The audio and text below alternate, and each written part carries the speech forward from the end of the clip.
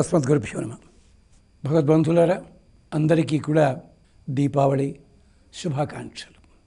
ఇంటింట వెలుగుతున్న ప్రతి దీపం బాహ్య అభ్యంతర తమస్సులన్నింటినీ కూడా తొలగించి సర్వ విధములైన క్షేమాలు కలిగించాలి అని ఆశాసన చేస్తూ, సర్వజ్ఞానప్రదం దీపం సర్వసంపత్ సుఖావహం దీపదానం ప్రదాస్యామి శాంతిరస్తు మే సర్వదా.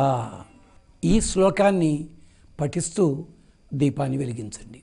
ఇక్కడ దీపదానం ప్రదాస్యామి అంటున్నాం. దీపాన్ని దానము చేస్తున్నామంటే ఎదటి వాళ్ళకి దానం చేస్తున్నామని ఒక అర్థం చెప్పుకుంటారు అందరూ. దీపదానం అంటే, దానము అంటే ఉసిగొలుపుట, రగుల్కొల్పుట, ప్రేరణ చేయుట అని అర్థం. అక్కడ అంటే దీపాన్ని వెలిగిస్తున్నాను, దీప ఆదానము, అది దీపాన్ని వెలిగిస్తున్నాను. సర్వజ్ఞానప్రదం దీపం. దీపం మనకెలా జ్ఞానాన్ని ఇస్తుందో తెలుసునా? అంటే చీకటి పోగొట్టిందండి వేదాంతం అక్కల్లా. చాలా అందమైన మాట. చుట్టూ ఉన్న చీకటంతా తూచి దీపం అనుకుందిట నేను అలా తాండవించాలని. అనేసరికి గాలి వీచి దీపం ఆరిపోయింది.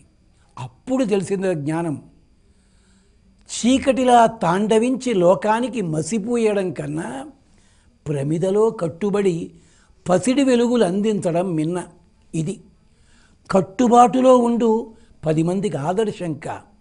అప్పుడు నీవు కాంతిని ఇస్తావు, ప్రేరణ ఇస్తావు, క్షేమాన్ని కలిగిస్తావు, రసము ఇస్తావు, బలాన్ని ఇస్తావు.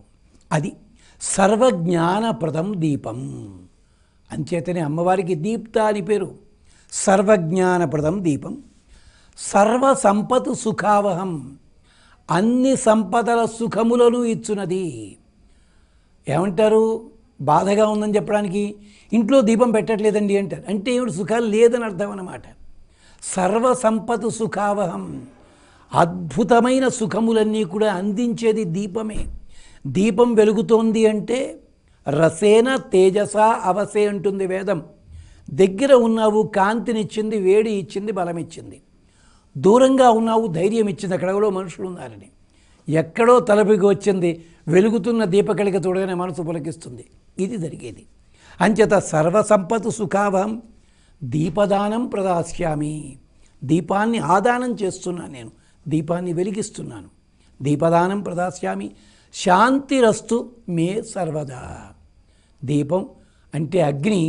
మనము నిద్రపోతుండగా కూడా అగ్ని వెలిగించి, దీపం ఉండగానే నిద్రపోవాలి. ఎందుకని?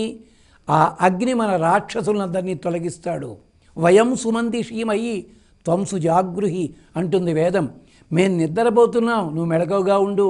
అగ్నే శుభదారాయే, మమ్మల్ని మంచి మార్గంలో నడిపించు, సంపద తెచ్చిపెట్టు. శ్రియమిచ్చేతు హుతాశనాథే కదా, సంపద ఇచ్చేది భగవంతుడు, అగ్నిదేవుడు. అందుకని అగ్ని ఆరాధన చేద్దాం. దీపావళి అని కానీ ఏదో బాణసంచా కాల్చుకోవడం ఇవన్నీ చేయడం అని కాదు. చిట్ట చివరికి ఈ దీపాన్ని వెలిగించినందువల్ల మన ఇళ్ళకి వచ్చే పితృదేవతలకి మార్గదర్శనము, ఉల్కా దర్శనం అంటారు దీన్ని.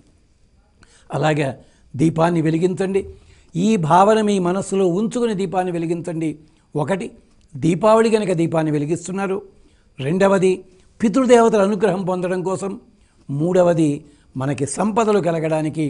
అంచేత వీలైతే 2 కానీ 5 కానీ గోగు కర్రలని వెలిగించి ప్రదక్షిణపూర్వకంగా గుమ్మానికి తిప్పండి. ఇది కూడా దీపావళి నాడు చేయదగిన అద్భుతమైన కార్యము.